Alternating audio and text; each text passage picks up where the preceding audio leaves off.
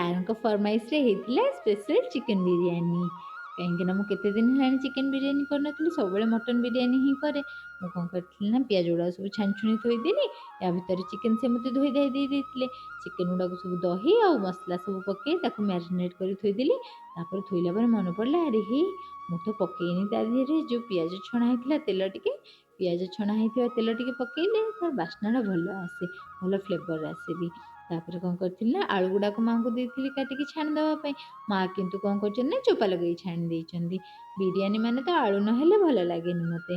ତାପରେ ଏଇଠି ଭାତ ବସାଇବା ପାଇଁକି ଚାଉଳ ପକେଇ ଦେଇଥିଲି। ଚାଉଳରେ ଯେମିତି ଯାହା ସବୁ ଗୋଟା ମସଲା ପକେଇବା କଥା ପକେଇ, ପୁଦିନା ଧନିଆ ପକେଇ ବସାଇ ଦେଇଥିଲି। ଏଣେ ଚିକେନ୍ କରିବା ପାଇଁ କ'ଣ କଲି ନା ପିଆଜ ଗୋଟା ମସଲା ସବୁ ଭାଜି ଭୁଜି ଦେଇ ତା ଦେହରେ ଯେଉଁ ମ୍ୟାରିନେଟ୍ କରି ରଖିଥିଲି ଚିକେନ୍ ତାକୁ ପକେଇଦେଲି।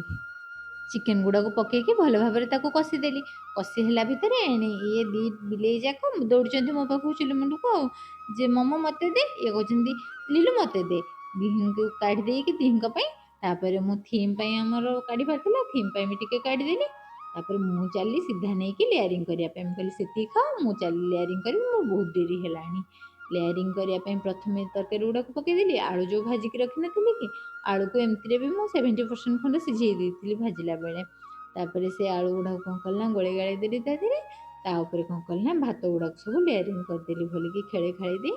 ତା ଉପରେ ଧନିଆ କାଟିକି ରଖିଥିଲି ଆଉ ପୁଦିନା କାଟିକି ରଖିଥିଲି ଛୋଟ ଛୋଟକି, ସେଗୁଡ଼ାକୁ ପକେଇଦେଲି। ତାପରେ ଯେଉଁ ଛଣା ପିଆଜ ରଖିଥିଲି ସେଗୁଡ଼ାକୁ ବି ପକେଇଦେଲି। ପକେଇ ସାରିଲା ପରେ ମୁଁ ଚିକେନ୍ର ଉପରୁ ଉପରୁ ତେଲ କାଢ଼ିକି ରଖିଥିଲି। ସେ ମୁଁ କ'ଣ କରେ ନା ଆଉ କଲର୍ ଦିଏନି, ସେ ଯେଉଁ ତେଲ ଗୁଡ଼ାକୁ ଦେଇଦିଏ ଉପରେ, ସେ ଯାହା ଯେତିକି କଲର୍ ହେବା କଥା ହେଇଯାଏ। କାହିଁକିନା କଲର୍ ଗୁଡ଼ାକ ହାର୍ମଫୁଲ୍ ନା ଦେହ ପାଇଁ, ସେଥିପାଇଁ।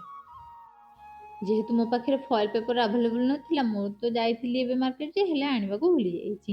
ସେଥିପାଇଁ କ'ଣ କଲି ନା ଅଟା ଗୁଡ଼ାକୁ ଚକଟି ଦେଇକି, ଅଟା ଚକଟି ଦେଇ ସେ ସାଇଡ଼୍ରେ ଦେଇ ଦେଇକି ତାପରେ ଘୋଡ଼ଣୀଟାକୁ ଘୋଡ଼େଇ ଦେଲି।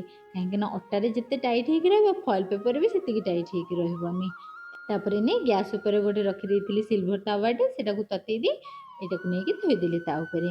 ତାପରେ ଦମ୍ ଦେଇ ସାରିଲା ପରେ ତାପରେ ଆଣିକି ଖୋଲିଦେଲି। ୱାଓ, କେତେ ସୁନ୍ଦର ହେଇଛି ବିରିୟାନୀଟା।